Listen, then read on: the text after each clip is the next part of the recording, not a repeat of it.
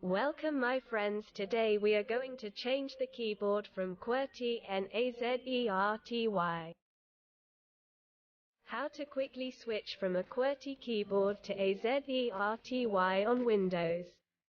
Here is a very useful shortcut to remember. What keys to quickly switch from QWERTY to AZERTY and vice versa. The shortcut below works if multiple languages are installed on your computer.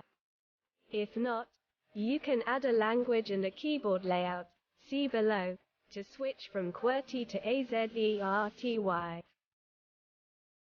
Follow the explanation with me to the end.